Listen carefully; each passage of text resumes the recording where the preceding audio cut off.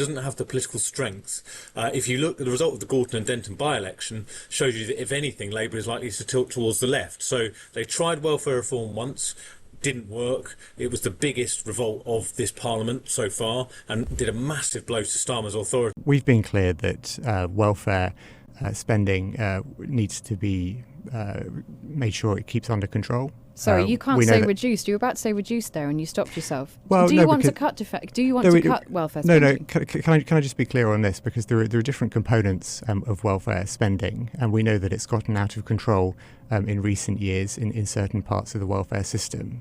So we know, for instance, that the number of young people who are long-term unemployed has gone up substantially. We know that under the previous government, the number of young people who are economically inactive. James Murray, I'm asking about what's happening under your administration. Welfare spending is going to rise to £407 billion in 2030, 7 times the defence budget. Do you want to cut spending on welfare and benefits?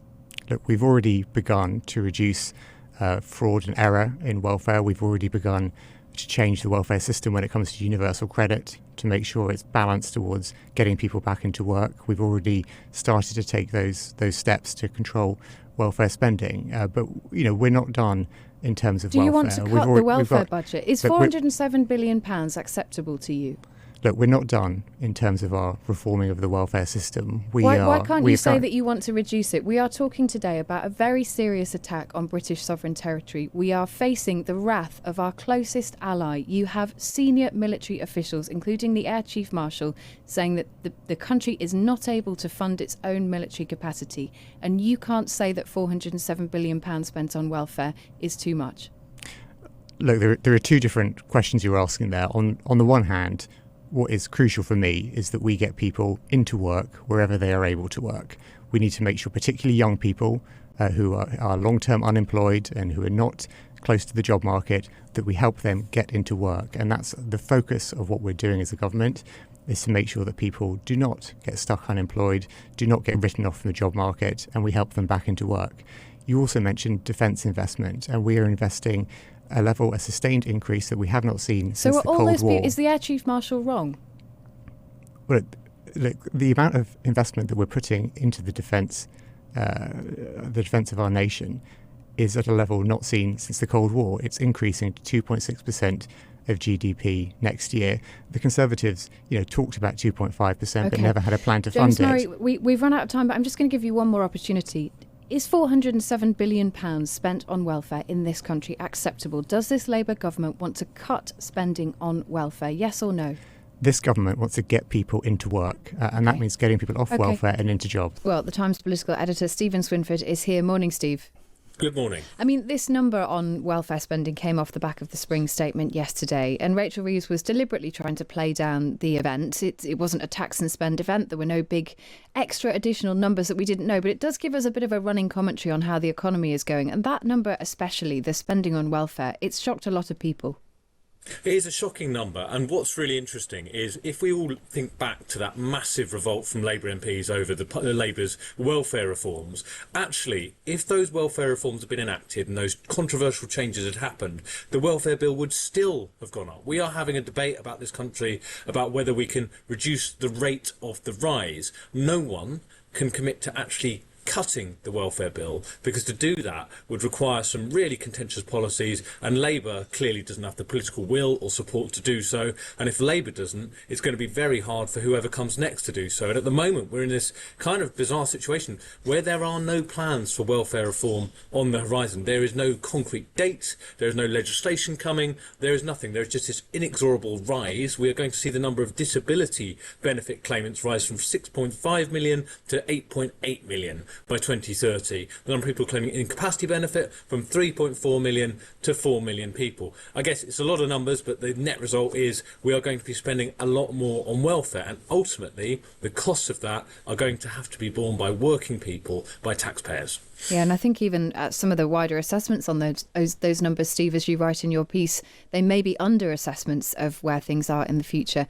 Is there any appetite within government at all to try and deal with this?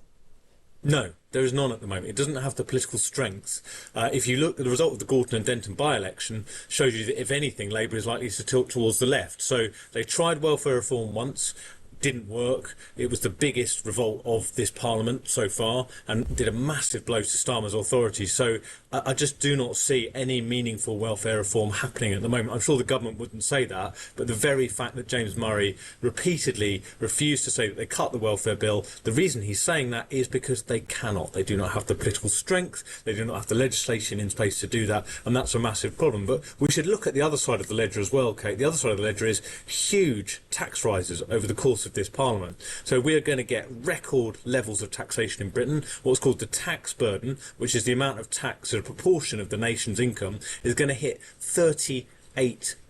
And the Office for Budget Responsibility said something really interesting this morning. It is talking about doing a kind of investigation, a deep dive into whether this level of tax is so high it is disincentivising people from trying to earn more money. It's disincentivising people from working. And that's the concern, that you've got such high levels of taxation, particularly on the marginal rates, that actually earning, more, which is what surely everybody wants to aspire to do so, can ultimately end up costing people so much that it isn't worth it. And it's having this kind of perverse, distorting effect on the economy. That's what the OBR is worried about. And I think there's going to be a big debate about that in coming days. Yeah, that's really, really worrying, Steve, especially with unemployment numbers and youth unemployment numbers where they are at the moment.